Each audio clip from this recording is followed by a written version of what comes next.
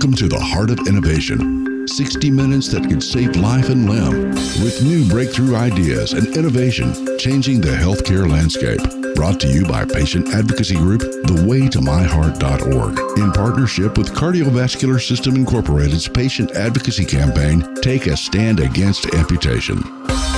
Here are your hosts for the Heart of Innovation, Emmy Award-winning journalist and founder of The Way to My Heart, Kim McNicholas, and interventional cardiologist and founder of the Save My Piggies Health Education Series, Dr. John Phillips. I'm Kim McNicholas, and Dr. John Phillips is with us as well.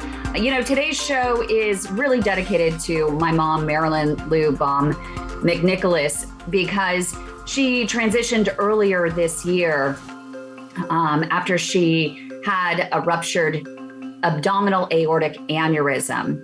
She had been diagnosed 6 months earlier with an aneurysm higher up in her body, called in her thoracic area, and it was only 4 centimeters. They said it didn't need to be treated, nothing needed to be done at that point, but they didn't bother to check to see that she also had one lower on in her, below her diaphragm. So today I really wanted to get into a discussion about it because I want to prevent this from happening to anyone else. There's so much happening around aneurysm research in terms of new diagnostic options, treatment options, et cetera. So we're going to get into that in a little bit on the show. But first, I want to bring in Dr. Phillips with us. We got to have a moment of inspiration because this is a heavy topic for me today. Dr. John Phillips, spectacular, vascular moment of inspiration. I needed that. Yeah, Kim, you know, this is going to be a bit of a heavy topic, but, you know, ultimately we hope that the suffering, you know, the kind of the missteps that maybe happened to your mom can be prevented by us talking about this disease process and aneurysms in general. We've got a great guest on who's an expert in, aneurysm repair in certain areas. I do some aneurysm repair in other areas, but it can be a little bit confusing for patients. But at the end of the day, like every show that we have, it's about patient advocacy, education, and obviously we want to prevent this from happening because I do see patients who come in with what we call a rupture or a tear in that vessel who had no idea that they had an aneurysm. And because it's, you know, the aorta is the biggest blood vessel in the body. And when that ruptures, it's like a bike tire popping. It's really hard to save that person's life. And like with anything, an ounce of prevention is worth a pound of cure. So getting into my kind of quote of inspiration, there is, you know, everybody knows Albert Einstein. Albert Einstein actually died from a ruptured aneurysm. They had tried to repair it. They would try to repair it several times, and I'll probably get this wrong, but my understanding is at one point they wrapped his aorta with like cellophane to try to kind of keep it intact. And according to the lore, his last words were in German, although he was in the U.S., so we don't know what he actually said. But I like a lot of his quotes, but I like this one a lot. And he just said simply, learn from yesterday, live for today, hope for tomorrow. The most important thing is not to stop questioning. And like with anything that's in medicine or life in general, question that leads to innovation. And we're going to talk about new innovation in repairing aneurysms. And I think hopefully maybe talk about some genetic predispositions that patients might have to developing aneurysms that we can now test for. So I'm looking forward to the show. It's going to be great. Hopefully it's informative. Hopefully we'll have some people call in and get some good questions. And let's just get the ball rolling, huh? I agree. But you bring up such a good point with that quote, in that it's always important to question, and it has nothing to do with someone's credentials or their credibility or anything. And I think it's really important for patients who might be intimidated to ask their physician a question or their clinician a question, that it's not necessarily challenging them.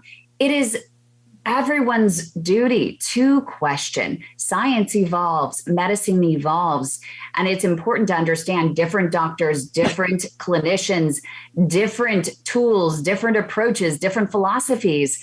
You have to ask questions in order to better understand what all might be available, because it could be different depending on who you talk to and what might be best for you versus someone else. Exactly. And you don't want the patient to be a wallflower in the office with you. And a lot of patients are, and we've talked about this on the show many times as well, that sometimes physicians get a little bit they're put on guard when a patient asks them a lot of questions.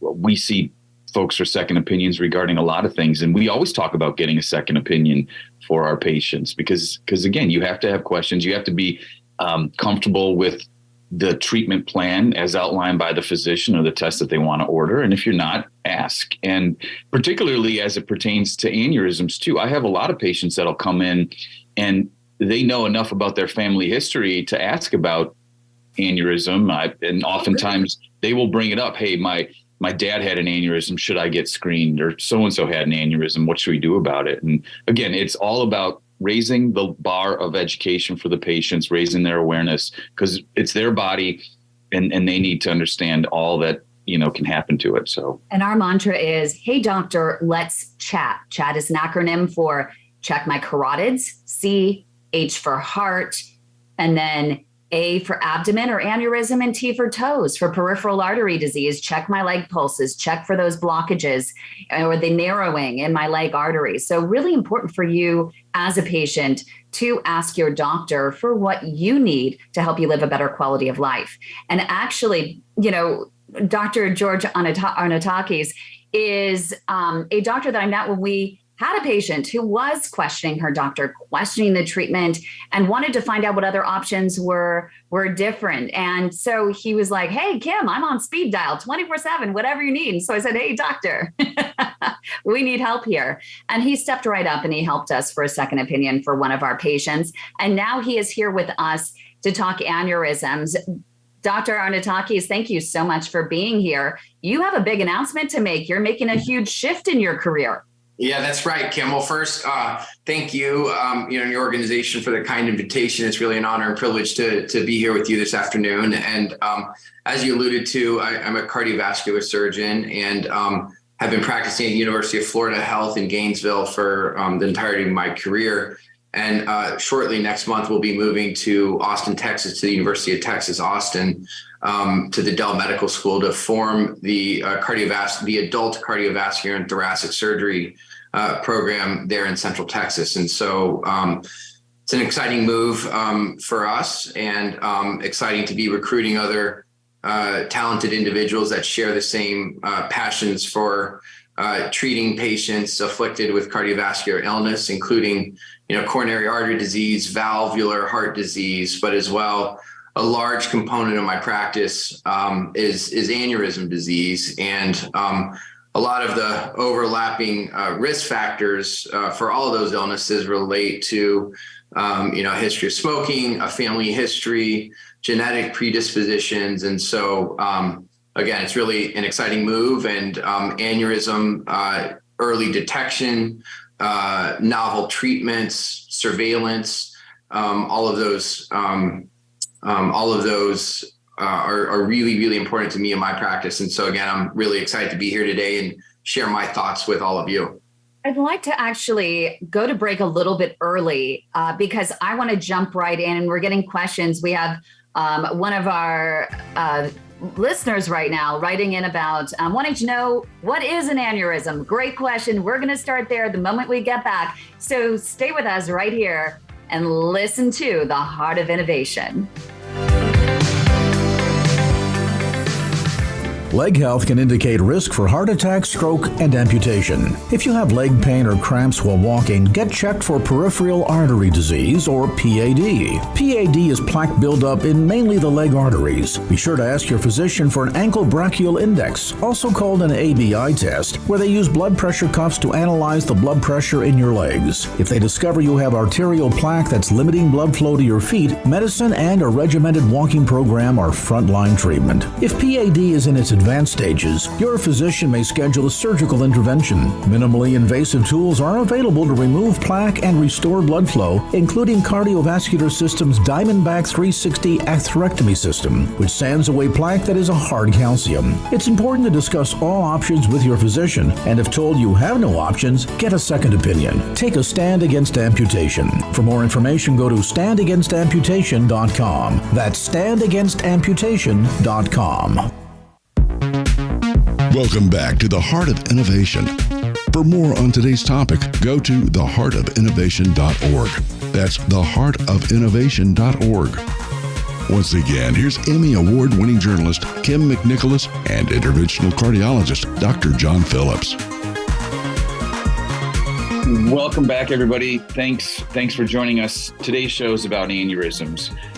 It's often a confusing topic for patients because the nomenclature, meaning the definition, sometimes isn't understood by everybody. So, during the break, George and I were talking, hey, how do you, when you meet a patient for the first time and they have an aneurysm, how do you go walk with us through that journey? Like, how do you explain to them what is an aneurysm, where it's located, why you care about it, and, what do you want, what should we do about it? Yeah, sure, John. So I tell patients that I see in the clinic, an aneurysm is an outpouching or a dilation of any artery in the body.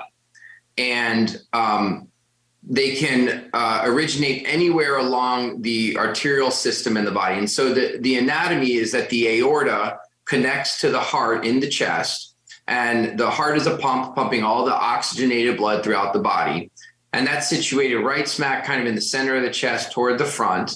And the first part of the anatomy, John, as you know, is the ascending aorta that goes up toward one's neck area. And at that region, it turns to the left and toward the back. And where that turn occurs are where the branches come off that go to the brain and the arms. And that turn is called the aortic arch. And after the last branch, which goes to the left arm, the aorta turns downward, kind of along the left-hand side of one's spine in the back, and that's called the descending aorta. And it traverses that region until it gets to the level of the diaphragm, which separates our chest cavities from our abdominal cavity. And it passes through the diaphragm, and below the diaphragm, it then becomes the abdominal aorta, where it gives off the branches that go to the intestines, to the kidneys. And then in the pelvis, the aorta splits to go to both legs. And that's called the aortic bifurcation, where the iliac arteries are. And so folks can have an aneurysm along any segment along that way. And the reason we worry about aneurysms is the analogy to a balloon. So when you're blowing on a balloon, initially, when the balloon is deflated, there's not a lot of tension on the wall of the balloon. The rubber lining is fairly thick. But the more and more you blow in a balloon and the bigger it gets, the lining of the balloon becomes thinner and thinner. And at some point, you can see through it. It becomes transparent. And then when the balloon gets quite large, the wall strength of the balloon is not sufficient to withstand the tension from within, and it will tear or burst. And that's what we worry about in aneurysms. As they get to be larger, their risk of rupture or tear, which is called a dissection, becomes greater with the greater diameter of the aneurysm. So when we talk about, number one, the aneurysm, we're very specific about where it's located, which is why we have these definitions, ascending, descending. And we're also pretty specific about the size, meaning the diameter of it. And so what I try as a cardiologist, we try to mitigate what we call the wall stress, or that stress up against the wall, we can try to reduce the pressure. But we also know that wall stress is directly related to the radius, or ultimately the diameter of the vessel too. So is it safe to say that, there's a certain point at which the diameter gets so big that the risk of rupture is so high that it has to be fixed? Because a lot of patients, I think, they come to us and say, well, you tell me I have an aneurysm. Why aren't you fixing it now? So if you could go through, you've defined and talked to the patient, told them they have an aneurysm. So now you're going to talk to them about, okay, how do we treat this? And is it treating it with just medication? Are we doing testing to monitor it on a regular basis? And then are we pivoting to, okay, you need, whether it's a surgery or stents or something like that? Yeah. So just as you alluded to, and a lot of these data have emerged from lots of studies that were done at actually Yale Medical Center through the 70s and 80s, but at many other institutions around the country and the world, looking at what is the risk of an aneurysm rupturing at a given diameter. And historically, what we've gone by is just the absolute diameter, maximum diameter of the aneurysm. And the way we determine that diameter is off of typically CAT scans or CT scans are the gold standard imaging test to define the exact diameter of an aneurysm. However, other tests can be used, such as MRI, echo, or ultrasounds of the heart, ultrasounds of the abdomen. But really the most precise and the one that surgeons reliably use to dictate the threshold for surgery or the timing of repair is really CAT scan. And so depending on the anatomic location, as I said, a person can have an aneurysm anywhere along the spectrum of the aorta or its branches, will dictate the threshold at which repair should be recommended. And that's based on what the risk of a rupture is. So in the ascending aneurysm, in the ascending aorta, the threshold that the American Heart Association, American College of Cardiology, the Thoracic Surgical Societies recommend repair in a person without any symptoms or no known family history is 5.5 centimeters. Now, and then in the descending aorta along the back, actually that diameter is between 5.5 and 6 centimeters. Then when you get down into the abdominal area, the threshold is a little bit lower. It's 5 centimeters typically.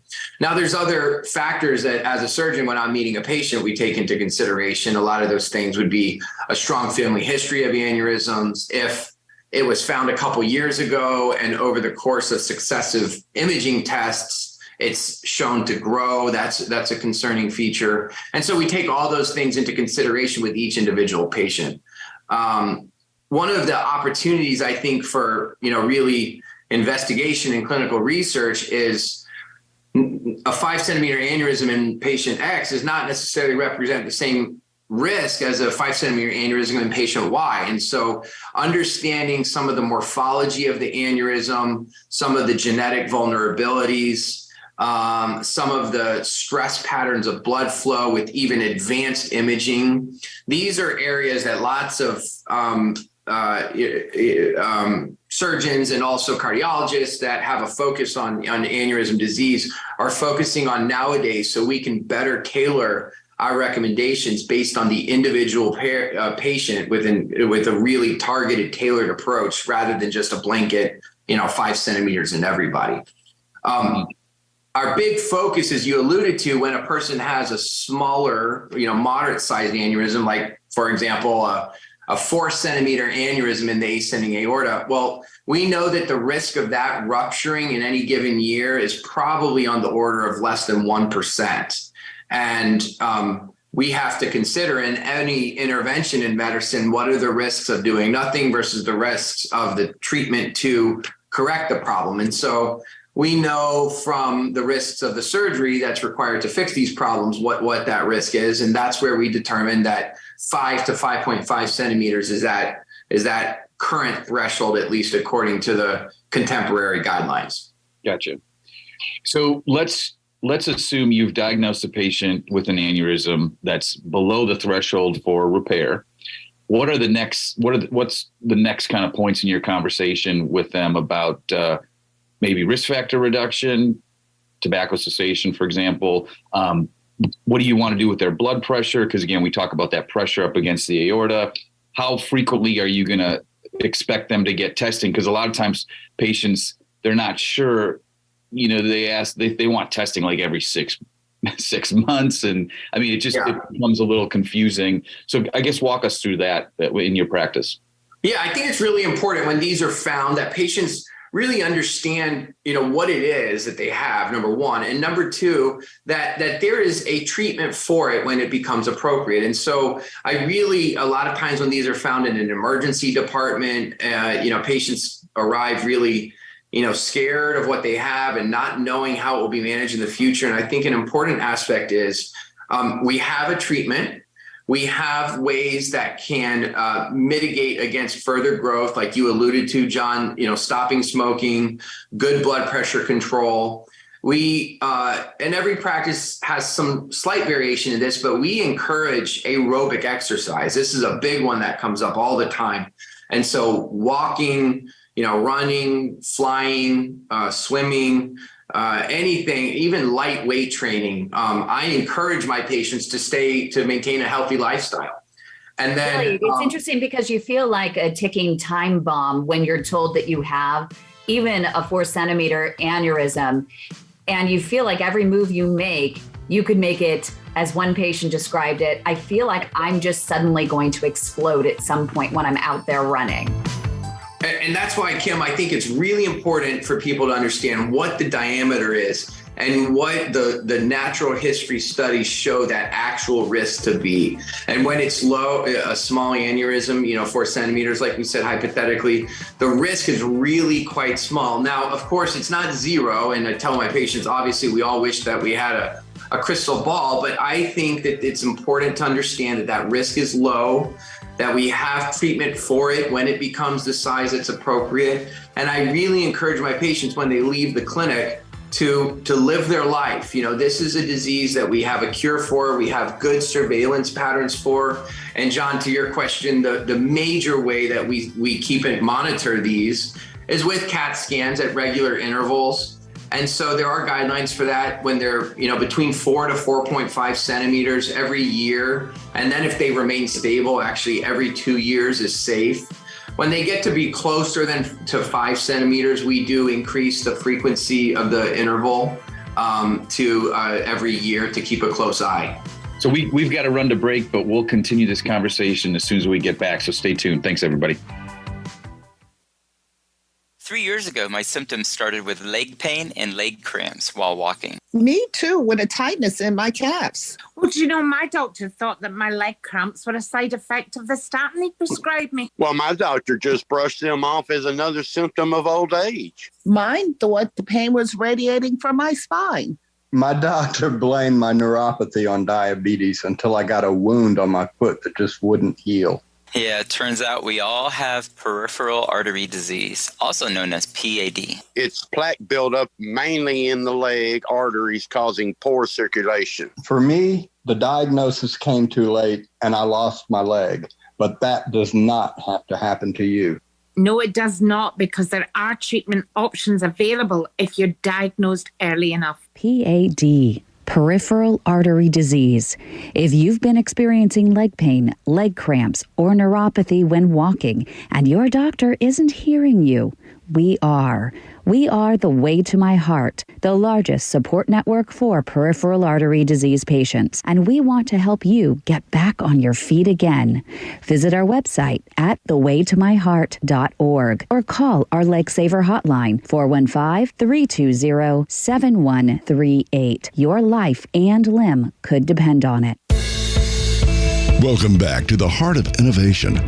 For more on today's topic, go to theheartofinnovation.org. That's theheartofinnovation.org. Once again, here's Emmy Award-winning journalist Kim McNicholas and interventional cardiologist Dr. John Phillips.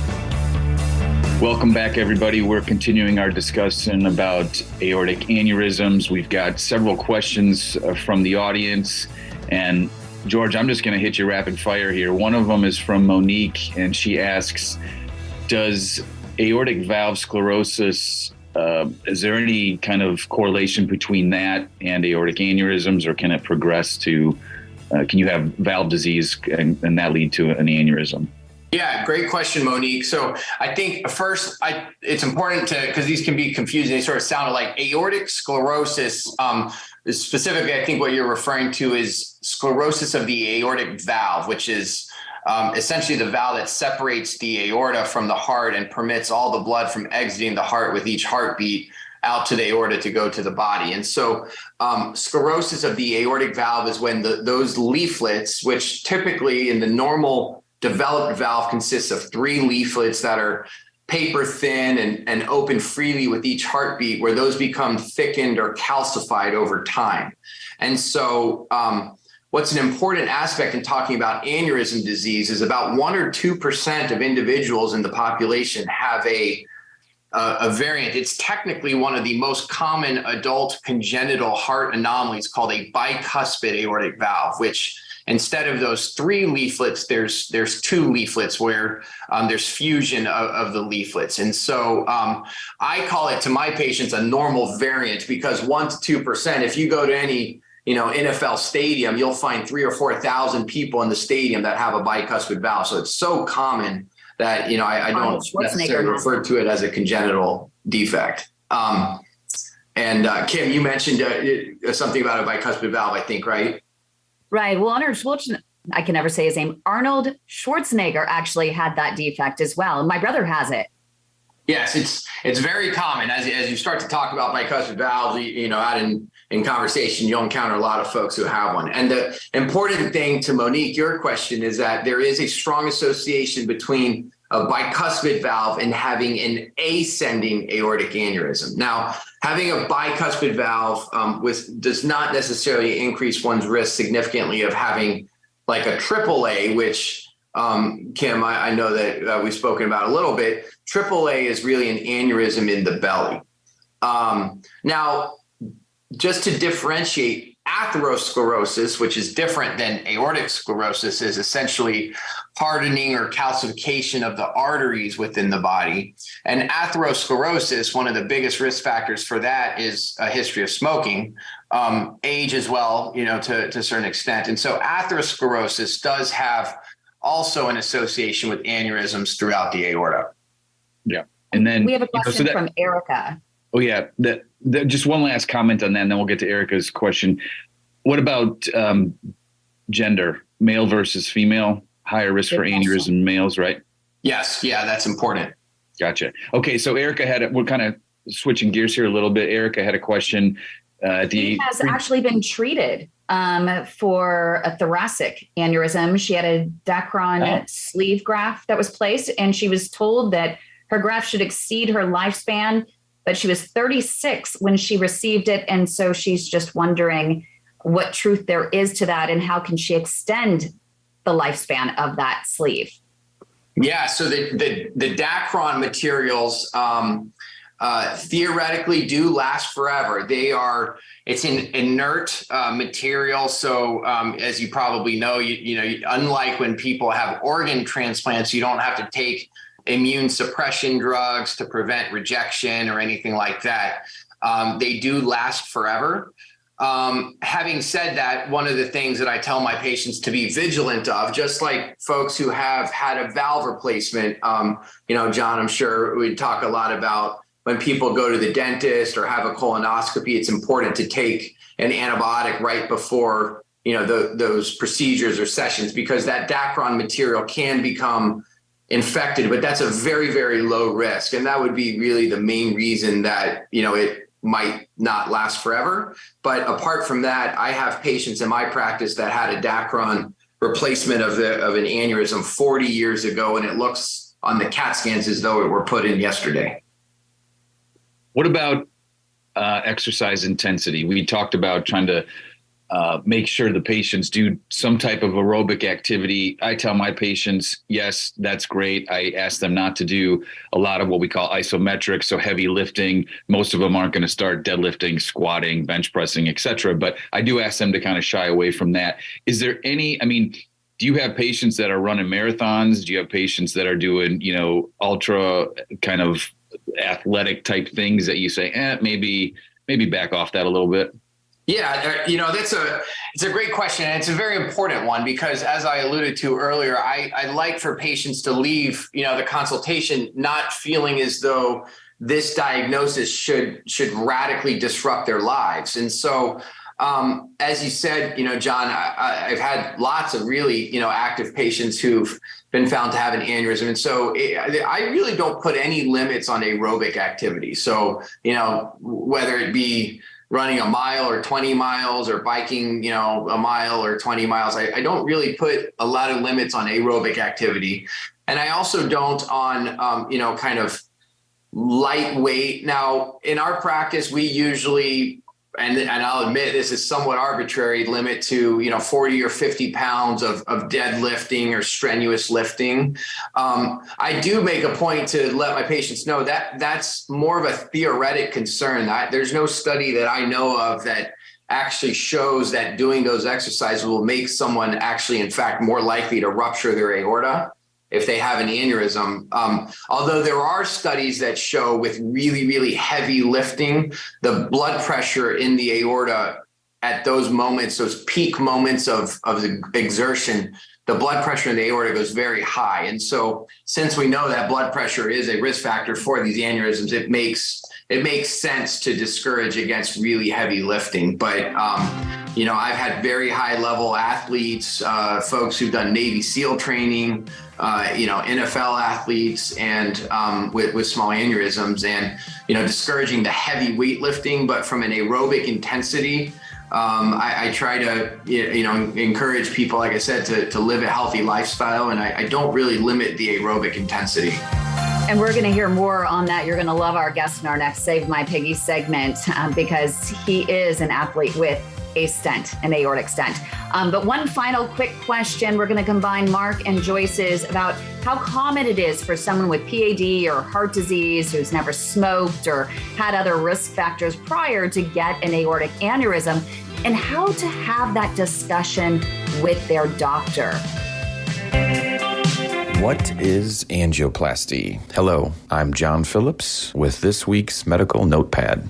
Do you have peripheral arterial disease or restricted blood flow in your leg arteries? And if so, are you experiencing pain when you walk? This is called claudication. Or do you have pain at rest? If the answer is yes to either of those questions, you may be referred to see a vascular specialist. And in doing so, they may ask and offer to perform a procedure called an angiogram. This is a diagnostic test where contrast fluid is injected through a catheter into your arteries, and it fills the arteries pretty much from the belly button all the way down to the toes. This contrast material is seen under X-ray, allowing the doctor to assess for narrowings within the leg vessels. If there is a significant narrowing, treatment may be offered to open up that vessel and restore blood flow. With respect to treatment options, angioplasty is one of them. Angioplasty, by definition, is the inflation of a balloon to basically push the plaque or the material that is causing narrowing within the vessel aside, opening up the vessel for better blood flow.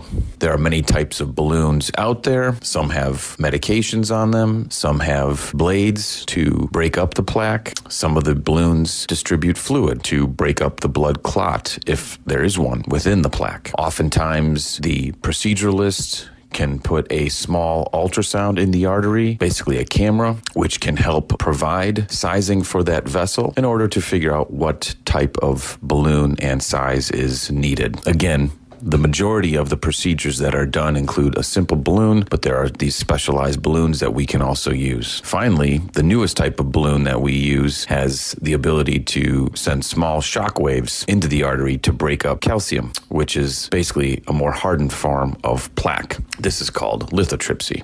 Ultimately, if you do have peripheral arterial disease and your doctor is recommending an angioplasty, it's important that you discuss with them what type of treatment options they may be offering you and what type of balloon they may be using, because each have different indications. Also, if you've been diagnosed with peripheral arterial disease, it's important to make sure your physician has the adequate and appropriate expertise in treating your blockages. With this week's Medical Notepad, I'm Dr. John Phillips. Medical Notepad, brought to you by Cardiovascular Systems Incorporated's patient advocacy campaign, Take a Stand Against Amputation, and The Way to My Heart. If you have questions about peripheral artery disease, go to standagainsamputation.com. And if you need someone to help you navigate your peripheral artery disease journey, go to thewaytomyheart.org. Remember, the advice and views offered in this program are for educational and informational purposes only. Always check with your healthcare provider and get explicit consent before taking any advice offered here. Welcome back to the Heart of Innovation. For more on today's topic, go to theheartofinnovation.org. That's theheartofinnovation.org.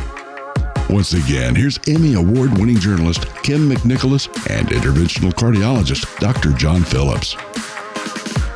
Time flies when you're having fun, and we're kind of rounding third here on this show, but when we've got to get to my favorite segment. However, real quickly, George, there was a question about kind of risk factors for, having an aneurysm and association between PAD, coronary disease, et cetera. In 15 seconds, tell us what your thoughts are.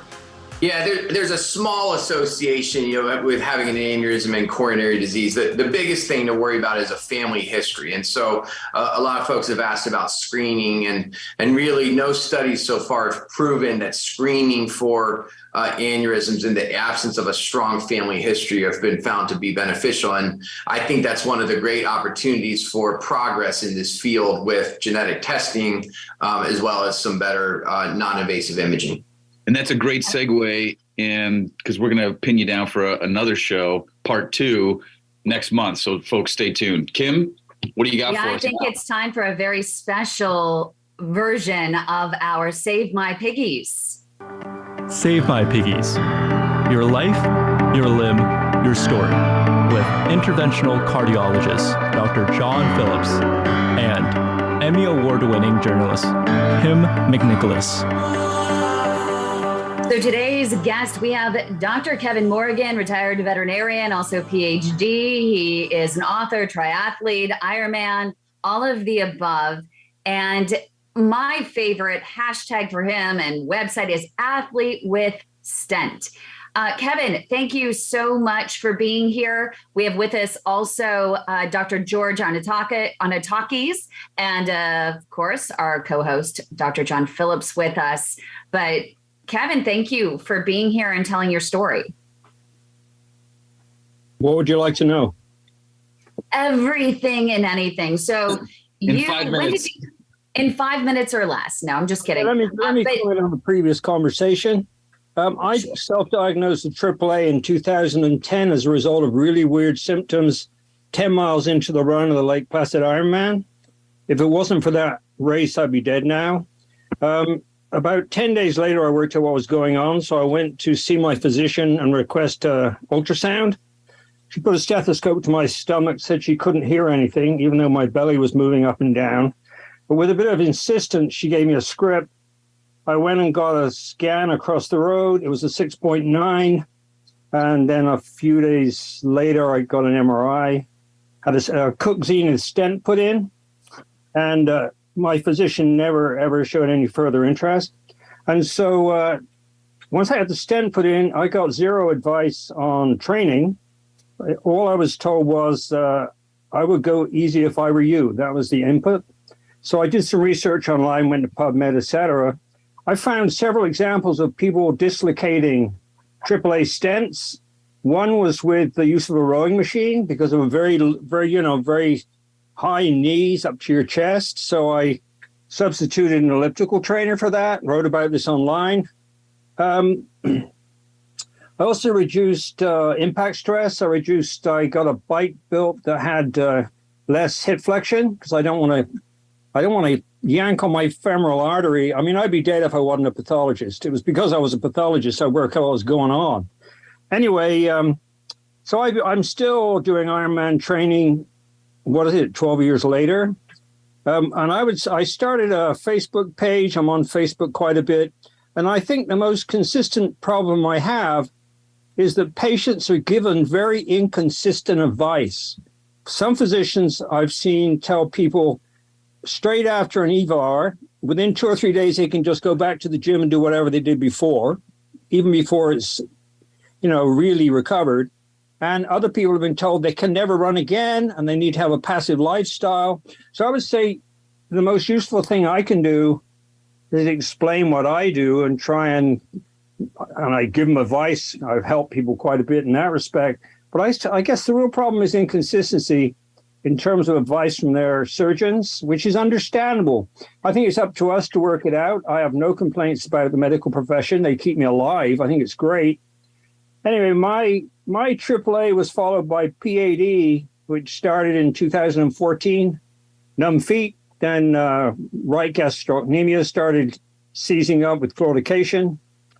And so now I had another problem. So now I had a AAA and PAD, but I'm still doing armband. And so over the next 7 years, I worked out how to get better blood flow to my feet. Hey, Kevin, why don't you tell the audience briefly what it was like to recover from an EVAR in terms of the recovery? I expected, it was a fairly non-invasive procedure at that time. I think it could almost have been outpatient surgery. It was like trivial. It was, in fact, if you watch how it's done online, it is magic. I can't believe it. I mean, it's unbelievable how well they do. I was actually invited up to Cook Medical in Indiana, and I met the people who built my stent, 3 ladies. I mean, it was like, what a gift. And they gave me a reject, which now I show people and say, well, this is what I got in my aorta. And 12 years later, I'm still doing training. It's especially amazing to consider how that evolution of technology has transformed how we care for patients with aneurysm disease when you compare it to the conventional approach, which is a large open operation where patients are in the hospital a week or two and risk of kidney problems and pneumonias. And it's really one of the areas, John, I know from performing EVARs yourself, that is really revolutionized how we're able to care for people with aneurysm. It's absolutely amazing when it's done in the right with the right hands. Like anything, it can go sideways pretty quickly. So Kevin, with respect to your PAD, you are just treating yourself with exercise. You haven't had any interventions or anything like that. We've got about a minute left. Well, I had an ABI measurement. I was advised. No surgeries or stents or anything? I was advised against surgery by Mark Farber. He's a good guy. I trust him. And so I developed 10 different ways to run, which is in a book I just published, to improve flow. And it's dramatically improved my blood flow to my feet. And that's in the book. I would like to say one thing about the AAA that's very important. Okay. People often write and ask me, I've been offered open versus an EVAR. What shall I do? And then I warn them of the danger of impotence after open. I've even had people write to me and say that they were impotent after open. I guess the pudendal nerve got cut. So I was never even given the choice of open versus EVAR. I mean, they didn't even discuss it. But of course, I knew nothing about it back then. And so to me, that's a really important thing that men need to know, that is a risk, even though I know it's much less of a risk. If you want to know what I did about PAD. So Kevin, I'm gonna have you stop right there because we've got to go to break. But when we come back, you're going to tell us your 10 kind of steps that you've done with running to kind of help with your PAD. So stick with us. We'll be right back. Welcome back to the Heart of Innovation. For more on today's topic, go to theheartofinnovation.org. That's theheartofinnovation.org. Once again, here's Emmy Award-winning journalist Kim McNicholas and interventional cardiologist Dr. John Phillips. Thanks, everybody, for joining us. We've got about 4 minutes left. Kevin, I want you to share with us real quickly those 10 tips that you have for your PAD with respect to exercise and running. Okay, well, in 2015, when I got the ABI, I could hardly run at all. I'd have to stop every 200 or 300 feet. That blood get in my calf. And of course, I was doing nothing much better than the walking pace. Anyway, in the 7 years since then, I've added one thing after another. And then about 3 months ago, I qualified for World's Half Ironman Championships. And I couldn't have done that if I hadn't made these changes. They're based upon 3 basic principles. 1, encouraging blood to my feet, then encouraging blood and tissue fluid through my feet, and then encouraging venous return. And my chapter titles are: number one, spread your feet. Try and separate your toes and your metatarsals because there are blood vessels that run between them. Number two, have soft feet. Try and soften your feet, because if you scrunch your feet up because of the pain, all you do is restrict flow. Number three, use the best socks and shoes possible. Never wear tube socks. They squash your feet. Have a big toe box in your shoe, but not so big your feet slide around. Number four, do whole body running. And for that, you need to read Jack Hagee's book on running with the whole body, which is the best running book that exists. Then you take the load off your legs and you're sharing the load. Kevin, we've got 30 seconds left, my friend. 30 seconds. This was the most important one. Flex your toes. If you gently stroke the ground with your toes as you run, contracts muscles in your feet and your calves, compresses the veins, improves venous return, but you have to do it the right amount. I would say that was the most. All right, so run with your whole body, flex your toes. We got to go, guys. Thanks, everybody. Great show. Our mission is to help patients live a better quality of life through comprehensive education, real-time support, and high-touch advocacy in partnership with thewaytomyheart.org and Take a Stand Against Amputation. Our purpose is to reduce the 1.5 million heart attacks and strokes and nearly 200,000 amputations annually. For more information regarding topics you've heard discussed on today's program, go to theheartofinnovation.org. That's theheartofinnovation.org. The Heart of Innovation is for educational and informational purposes only, and advice and views shared are not a substitute for medical advice from your own supervising physician. Do not act on any information provided in this show without the explicit consent from your own healthcare team. If you think you are having a medical emergency, call your local emergency number or go to the nearest hospital or emergency room.